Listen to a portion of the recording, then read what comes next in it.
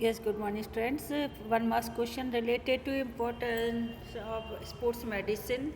Physical education में class 12 के लिए वन मास रिटर्न क्वेश्चन की अगर बात करी जाए कि तो किस तरीके से आप लोग लिख सकते हैं, तो first question define the sports medicine. तो sports medicine the branch of the medicine that the deal with the diagnosis, treatment and the prevention of the injury related to participation in sports and exercise. तो हम सभी लोग जानते हैं कि sports medicine is the form of the defensive medicine which fall into the category of the paramedical science.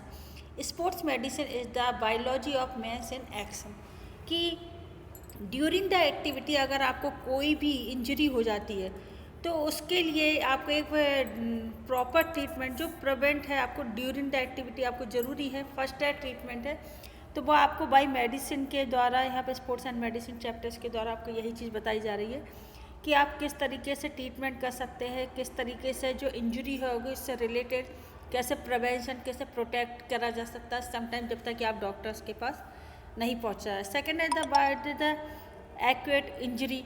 तो injury के बारे में हम ये कह सकते हैं कि acute injury are the injury that अगर due to the sudden trauma of this tissues. जो इंटरनल आपके टिश्यूज़ में अगर डैमेजिंग हुई है and the symptoms of the acute injury present the themselves almost immediately and exercise sprain fractures. हम लोग सभी जानते हैं जब ड्यूरिंग द फुटबॉल में किक लगाते हैं तो अगर आप प्रॉपरली क्रैप बैंडेज वगैरह नहीं पहने, प्रॉपर आपके पास शूज़ नहीं है, तो आपके कहीं ना कहीं एक ट्विस्टिंग वाली कंडीशन हो जाती है या मसल्स की पुलिंग हो जाती है. तो इस तरीके की कंडीशन में आपको क्या होता है कि जब आपके मसल्स में या आपके जब लिगामेंट्स में किसी तरीके की कंडीशन होती है तो कंडीशन आप स्प्रेन कहलाती है. तो sprain is the related of the injury to the ligaments become of the overstretching of the treating.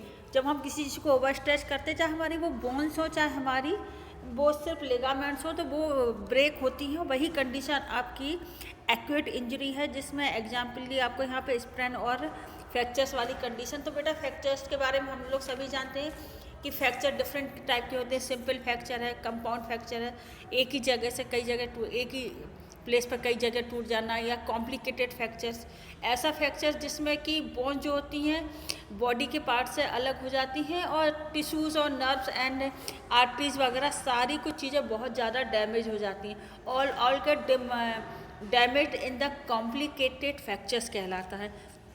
तो ये नॉर्मली 1 मार्क्स के क्वेश्चन में तो सिर्फ आपको आंसर यही देना है अगर due to the sudden trauma of the tissues के बारे में है. नेक्स्ट क्वेश्चन आपके पास आ रहा है, what are the importance objective of sports medicine. तो ऑब्जेक्टिव की अगर हम बात करी जाए तो हमारा ऑब्जेक्ट क्या है कि 3 importance object of the sports medicine are the scientific promotion of the sports है, scientific promotion and develop in the prevention health care है and provide sports medical extension services है. तो हम लोग सभी ये जानते हैं कि अगर हम एथलीट को उससे साइंटिफिकली किसी भी चीज़ से रिलेटेड अगर हम ये बताते हैं कि इंजरी किस तरीके की और उसको किस तरीके से क्योर किया जा सकता है. Developing prevent health care. Firstly जब हम कभी किसी वर्किंग एक्टिविटी को करते हैं तो उससे पहले वार्मिंग अप इसलिए नीडेड होता है कि आपकी जो मसल्स हैं, आपके टेंडेंस हैं या आपकी लिगामेंट्स हैं वो प्रॉपरली फ्लेक्सिबल हो जाए जिससे कि ड्यूरिंग द एक्टिविटी किसी भी तरीके की कंडीशन डेवलप ना हो. Provide sports medicine expanse services.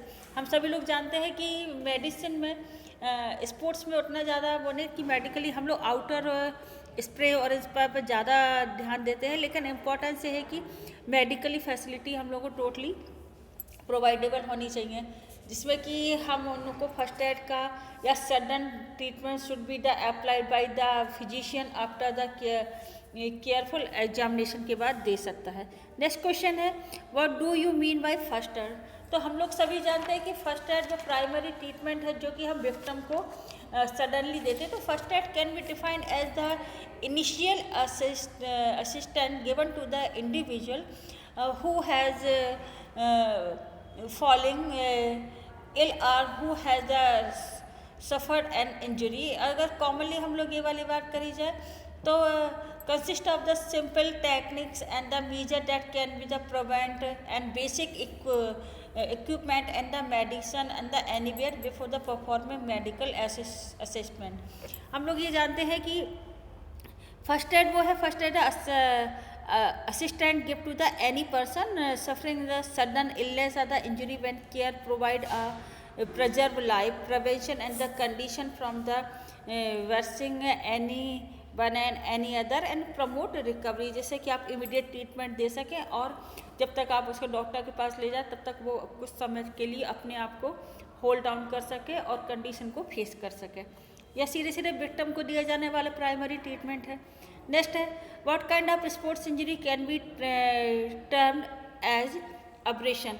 हम लोग सभी जानते हैं कि जब हम स्पोर्ट्स या गेम्स में किसी भी चीज़ को प्ले कर रहे होते हैं तो उस ड्यूरेशन में आपकी बॉडी कहीं ना कहीं से छिलती है।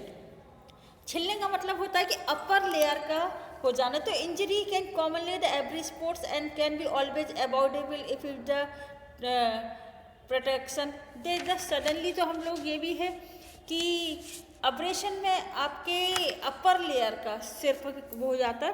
तो determinedly the abrasion is the burn cause by the superficial demand, ऊपर की स्किन पर जो होता है टू द स्किन, ऊपर की स्किन छिल जाना and no dropping from the epidermis. ये डीपी एपिडर्मिस के नीचे की लेयर में इसका वो नहीं होता है, असर नहीं होता है।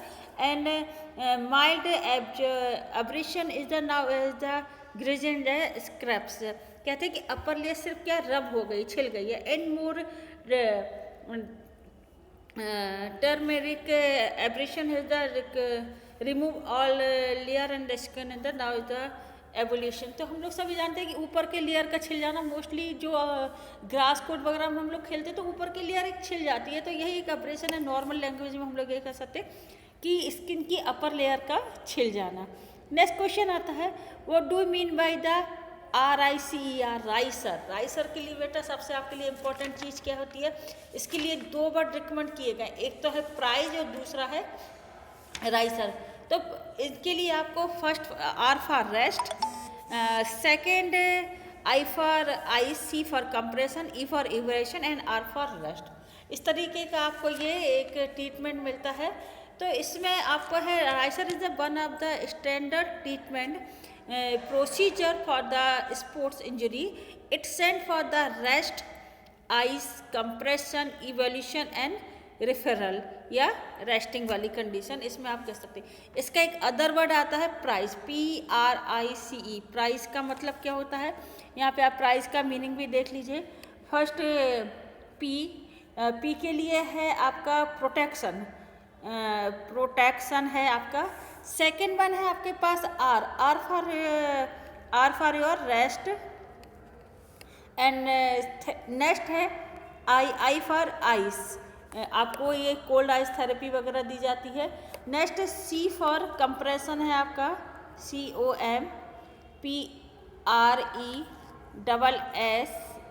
COMPRESSION कंप्रेशन है। नेक्स्ट है आपके पास E फॉर इवोल्यूशन है।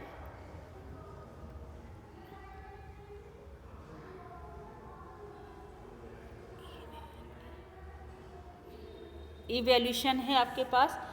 तो इसी तरीके का नेक्स्ट आपके पास बनता है एक माइस, M आपके पास नेक्स्ट है आपके पास MICE। माइस के बारे में हम ये कह सकते हैं कि MICE sudden in the mobilization. First M for mobilization, second I for ice, third for compression and fourth for evolution. First M equal to आप बोल सकते हैं मोबिलाइजेशन, तो MOBILISATION मोबिलाइजेशन। सेकेंड वन आपके पास आता है ice, ICE ice. Next third one आता है compression, COMPRESSION compression. And last for your evolution, ELEVATION evolution.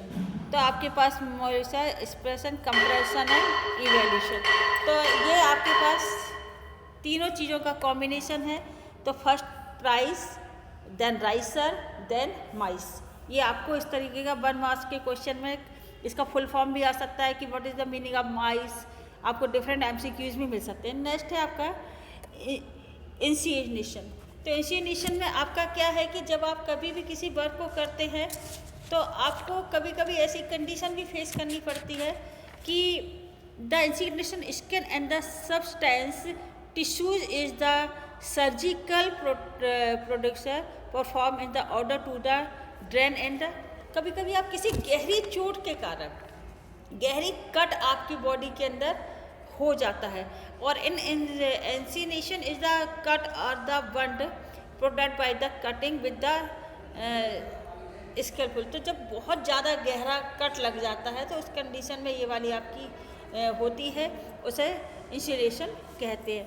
तो थैंक यू स्टूडेंट। एंड इस 1 मार्क्स क्वेश्चंस के थ्रू आप अपने आगे की फर्दर स्टडी को भी कंटिन्यू कर सकते हैं।